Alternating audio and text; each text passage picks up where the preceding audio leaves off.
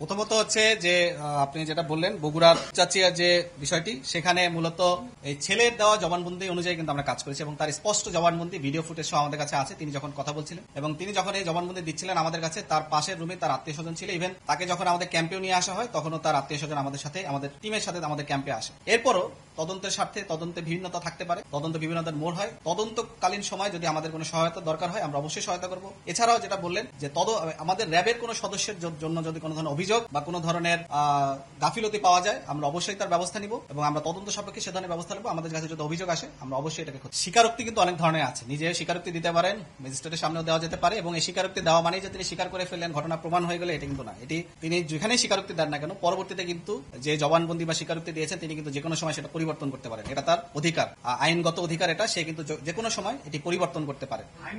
স্বীকারোক্তি আমি যখন দিয়েছি এরপরে যদি আমি এটাকে পরিবর্তন করতে চাই এটা আমার আইনগত অধিকার, আমি যে কোনো সময় এটা পরিবর্তন করতে পারবো। কিছু হোক বা যাই হোক আইনগত, আমরা এখানে আইন নিয়ে এখন ই করবো না। আমাদের স্টেটমেন্ট আমাদের আইনের অনেক বিজ্ঞ লোক আছেন।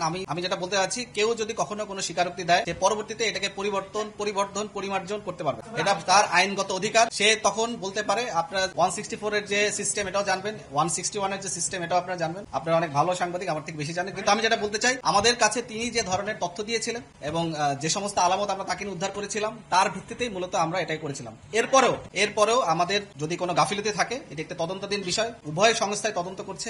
আমরা পুলিশের সাথে সহায়তা করব। পুলিশ আমাদেরকেও যদি তাদের দরকার হয় আমাদের সাথে যোগাযোগ করতে পারে। কিন্তু তদন্তে যদি আমাদের কোনো গাফিলতি হয় এবং এই গাফিলতিতে যেই এটা দায় হবে তাদের বিরুদ্ধে আমরা ব্যবস্থা। আমি যেটা বলেছি যে তার দেওয়া তথ্য মতে এবং তার সাথে নিয়ে আমরা যে সমস্ত আলামত উদ্ধার করেছি সেটার ভিত্তিতেই আমরা আপনাদেরকে জানিয়েছি। মিডিয়া ব্রিফিংটা কিন্তু মূলত একটা সামাজিক সচেতনতামূলক কাজ, একটা প্রিভেন্টিভ মেজার্সের একটা অংশ হিসেবে, নিবারণমূলক যে কাজ, মানুষ যাতে এখান থেকে শিক্ষা নেয় এবং আমাদের যে অপরাধমূলক কার্যক্রম আছে সেখান থেকে আমরা যাতে সচেতন হয়, এটাই কিন্তু একটা উদ্দেশ্য।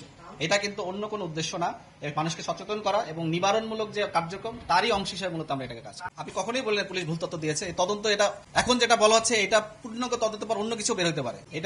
এটা একটা ডাইনামিক্স। আমি আপনাদেরকে স্পষ্ট করে বলতে চাই, র্যাবের এই তদন্তে যদি কোনো গাফিলতি থাকে এবং কোনো ধরনের যদি আমাদের তথ্যগত বা প্রক্রিয়াগত কোনো ধরনের ভুল থাকে এবং এই প্রক্রিয়ার সাথে যদি কেউ দায়ী হয় তার বিরুদ্ধে যথাযথ ব্যবস্থা গ্রহণ করা হবে।